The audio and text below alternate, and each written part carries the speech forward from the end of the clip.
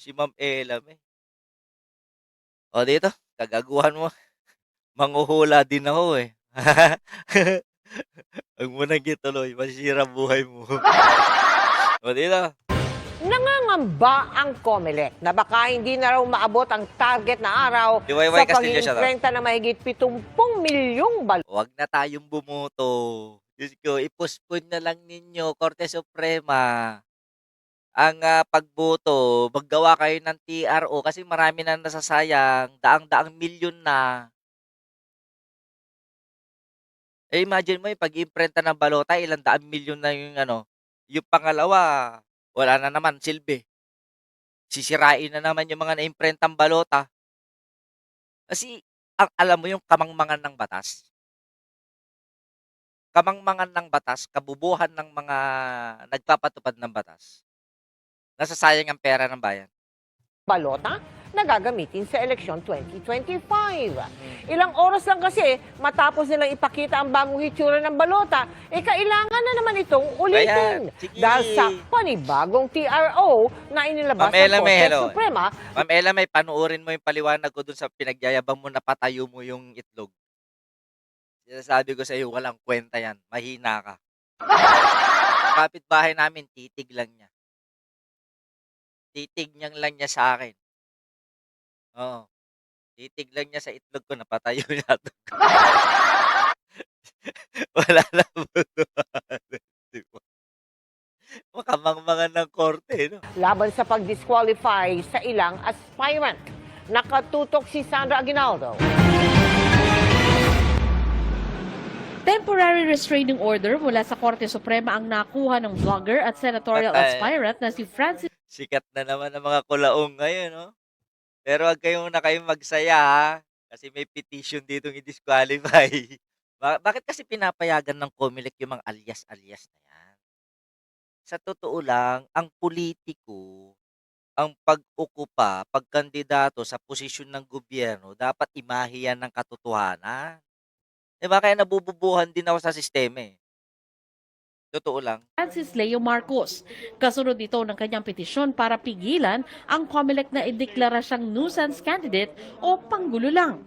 Nakakuha din ng TRO sa Korte Suprema si dating Albay Governor Noel Rosal at dating Mandawi City Mayor Jonas Cortez na Ang laki-laki ng ano, ang laki-laki ng intelligence, ang laki-laki ng mga pondo ng mga ahensiyang 'to, COMELEC, eh, hindi nila mapanindigan yung kanilang mga desisyon dahil nga sa panggigipit ng Korte Suprema ay pangdesisyon ng Korte Suprema.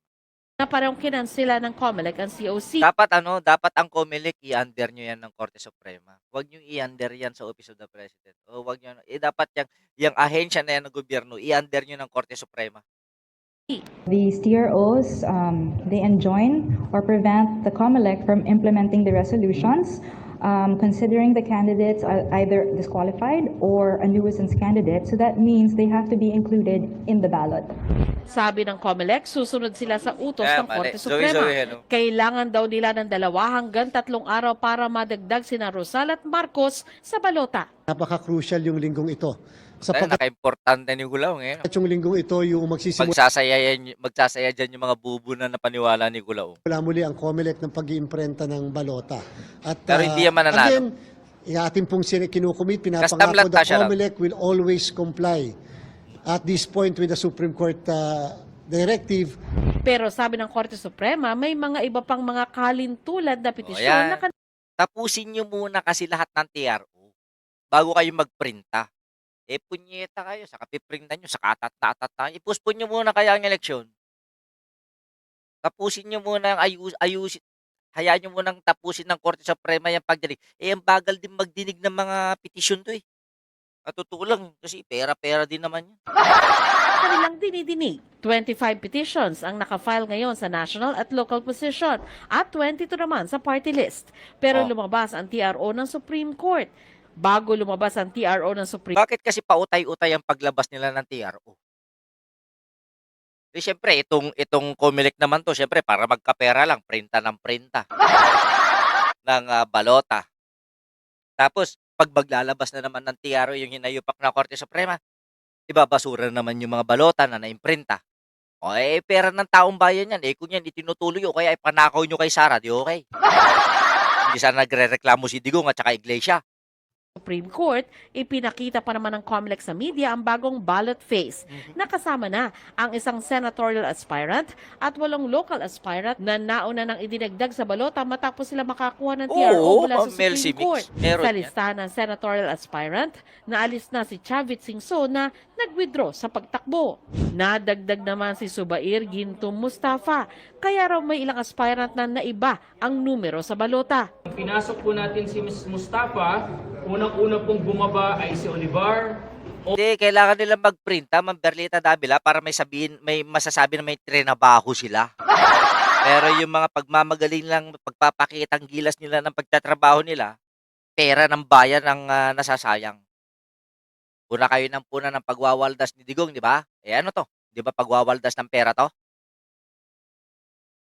From the land of the rising sun, mabuhay PBBM, Bagong Pilipinas. Maria Marilyn Embido Bautista. Dami ng mga Bautista dito. Hello po.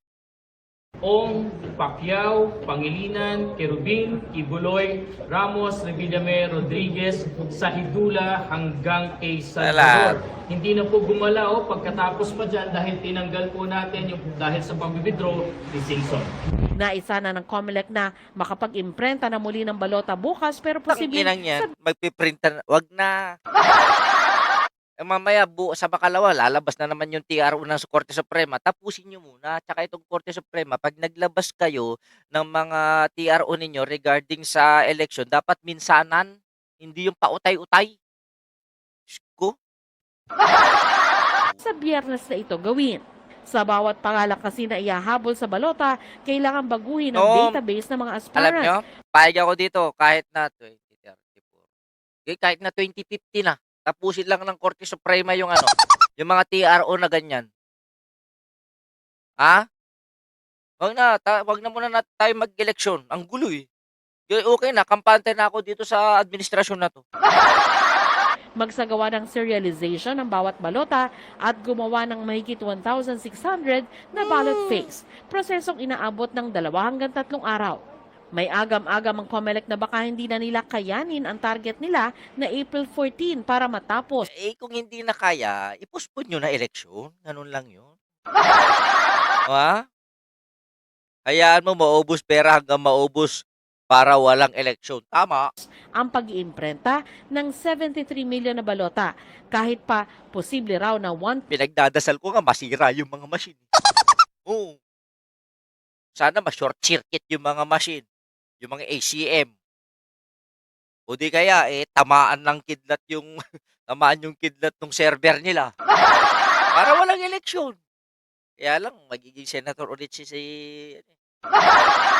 Hindi, no? Pag wala sanang eleksyon, yung presidente may kapangyarihan mag-appoint ng mga bagong senador.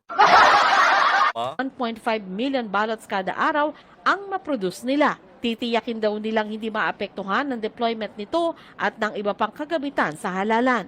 Wala pong effect sa araw ng halalan. Basta Walang effect sa araw ng halalan. Pero pera ng taong bayan ng inyong winawaldas, mga hayop kayo. Na walang galang lang. walang effect, pero sumasahod kayo. Walang effect, pero yung pondo na imbes na itulong natin sa iba, wala na. Mag-overheat yung gumagawa ng balota. Tama. Arvin J. Vlog, shoutout.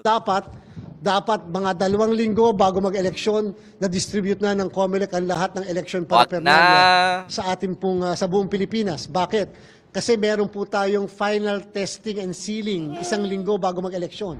Sabi naman ng Sana mawala ng kuryente. Supreme Court, kinokonsidera nila ang epekto ng mga TRO sa printing ng mga balota. The court does consider the printing of the ballots, of course, but then it did remind the COMELEC in the case of Marquez, the case decided earlier that the COMELEC should also be aware that in disqualifying candidates, there is a big chance that these candidates are going to be bringing the issue before the Supreme Court and that the Supreme Court would need time to actually resolve their cases. Para sa GMA Integrated Ewan napakaano, dapat ang SC magkonsidera naman dahil 'pag sa kaka-TRO nila baka maapektuhan ang halalan. Ewan ko, pati yung mga paggamit-gamit ng mga alias bakit nila pinapayagan? Alam naman natin ang totoong pagkatao ni Mangustin, Norman Mangustin, puro kasinungalingan. Unang-una dapat mga sinungaling hindi hinahayaang mga kakandidato, sa totoo lang. Ang sinungaling 'pag nanalo yan magnanakaw yan. O tingnan niyo si Digong, ang ano natin